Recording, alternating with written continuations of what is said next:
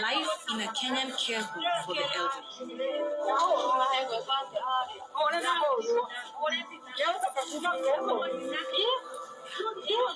Residents mistreated. Residents neglected.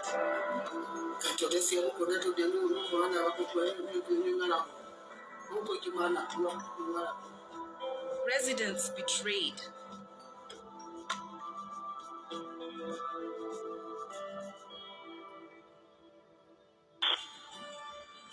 Across Africa, the growth of our elderly population is rising faster than anywhere in the world.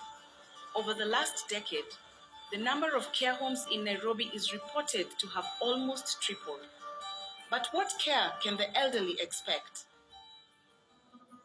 We heard worrying stories about one home for the elderly on the outskirts of the Kenyan capital. Yani pale, hata wale watu wanakaa juu ya, yani ni Mungu tu anawaweka.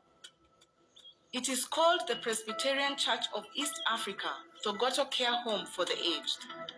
Upon our arrival, we find them already in their day-to-day activity. Local media filmed here in 2020. Thogoto manager Jane Gaturu presented an image of a safe haven, a home where residents are well fed and cared for. One day we go back to our maker, and when going to that journey, we have to go peacefully and happily. The home was set up by the Women's Guild of the local PCEA church, but is managed independently.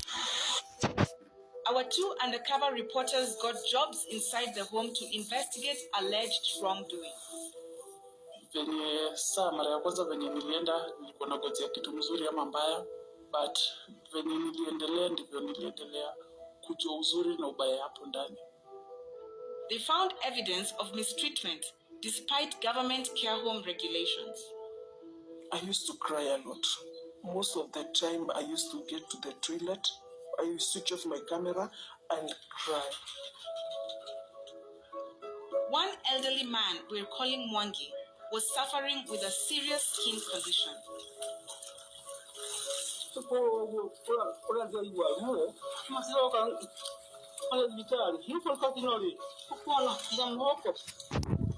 Two weeks later, and with no money for treatment, Mwangi still hadn't seen a doctor. He was bleeding very bad, and he gave money to Jane to take him to hospital. He was not taken to hospital, and when he asked Jane, Jane was very angry with him, and she even told him, kwenyu nina hapa na watu wenyu wamekushindwa, mimi ndio unaona nitakuweza. He used to tell me, tumekaa tunangoja kifo. Care home manager Jane Gaturu declined to comment on whether she was given money for medical treatment and then did nothing. Our reporters filmed more evidence of apparent neglect, with residents left to eat food dumped on tables with no help from carers.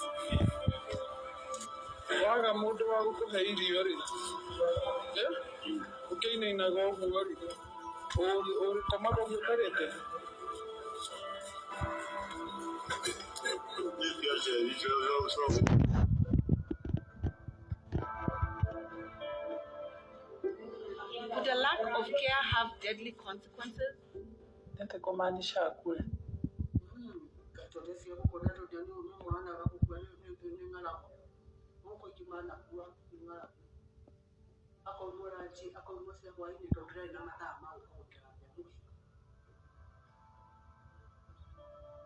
Much of the food here is donated, but there are serious allegations it is stolen by staff. Food zilikuwa, juu hata food most zilikuwa zinabebwa. Yani gari inaweka chakula mpaka unaona inainama.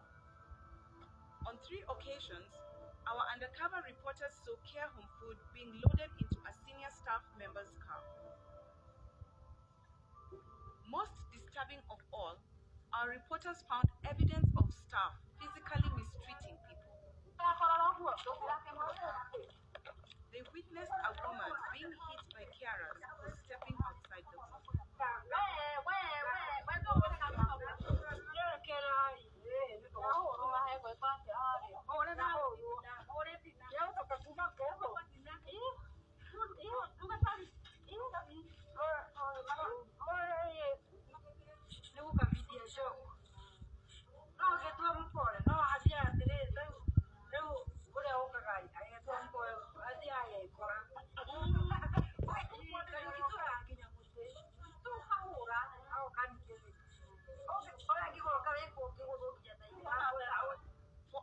undercover reporters, each with elderly relatives of their own, it has been a difficult assignment. When you take your loved one there, unapeleka kwa hiyo roundabout ya City Mortuary, unangoja wakufe, uingize Mungu. Hapo ni hivyo. Mahali mtu utakosa kukula, ni shauri yako, hapo ni wapi? Mtu tu kitu inamweka tu alive ni food na mapenzi, na kama hizo habari sio ni moja. It's a hell. Eventually, Mwangi did get to hospital with help from his family. We put the allegations in this film to Thogoto manager Jane Gaturu. She told us the home was a non-profit organization run on a voluntary basis, which depended entirely on donations from well-wishers.